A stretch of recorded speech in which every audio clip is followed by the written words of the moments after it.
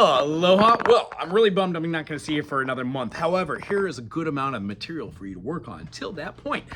What I'm about to show you are just the three major scales. From here, everything else is taught.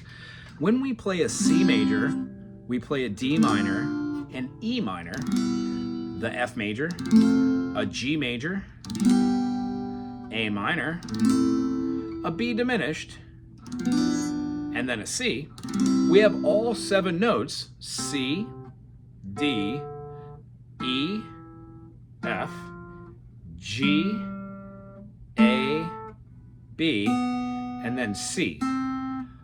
3rd fret, open, 2nd fret, 3rd fret, open, 2nd fret, open, 1st fret. Now this gives us the opportunity to play open notes.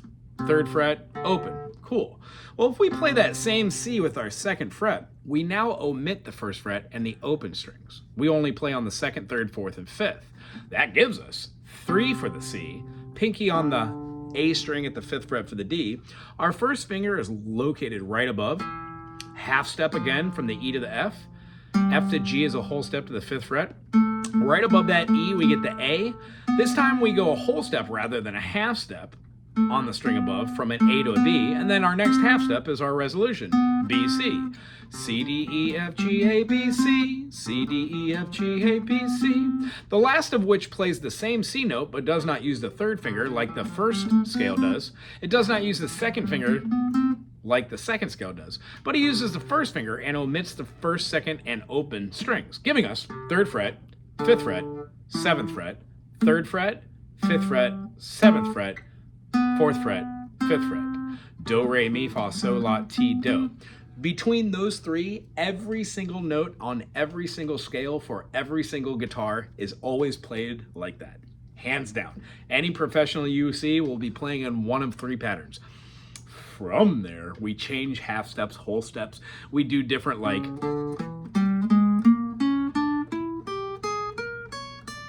different modulations according to what we're shooting for, and we'll talk about that. All these rely on us knowing 3 types of chords.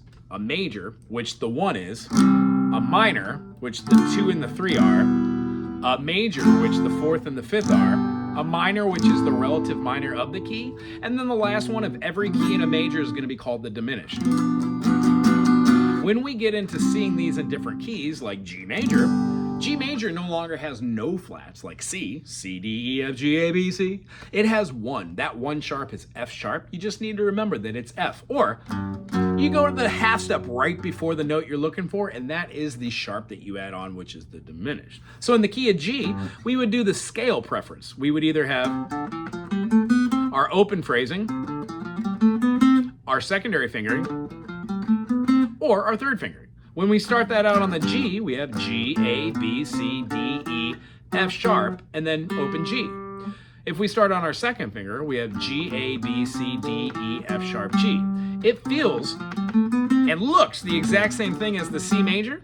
It just is taking place as your root has now changed.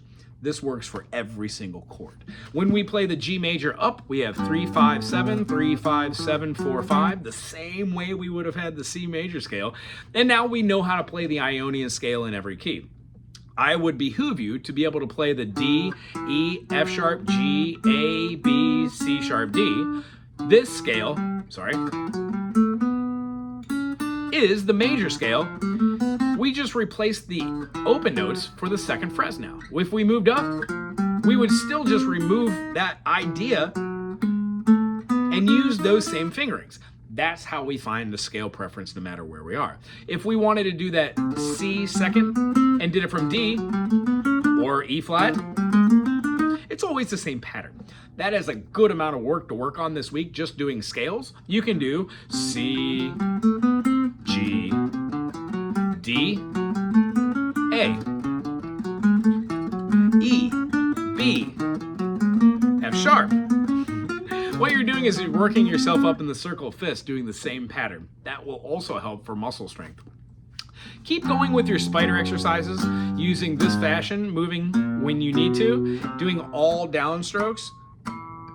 And then once you get through your downstrokes and you get all the way up to the top, start again. If you go through this over 25, 30, 40 times, maybe try doing it downwards, descending. You don't have to go fast, but if you want to, you can. If you're making contact with every note, you can also do 8th notes or 16th notes.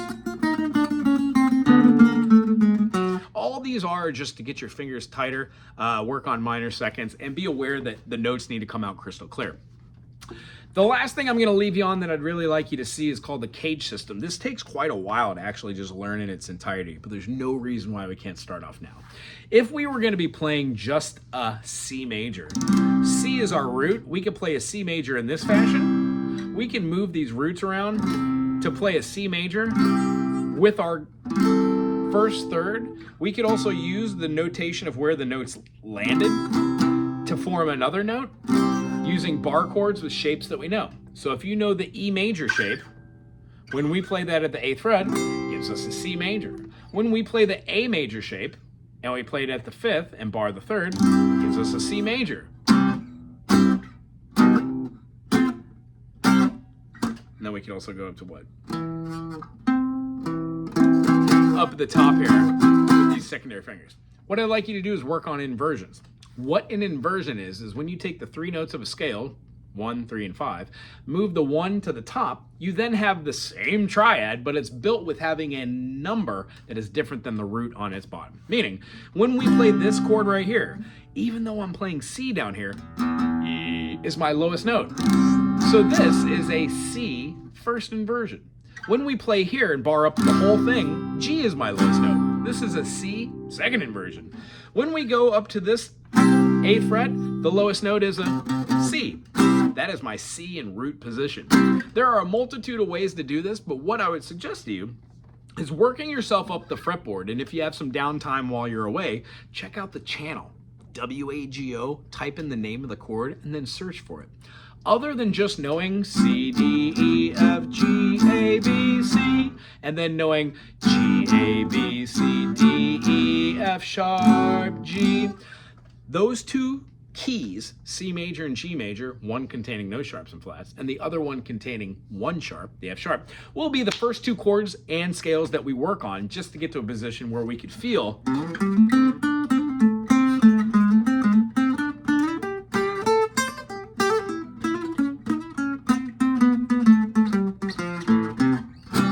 of work around soloing, getting from one point of the guitar to another, because there are essentially 3 awesome quadrants onto which you can use the major chord, or you could see its combination with its relative minor. So each key has a relative minor, and all of those work well, sorry,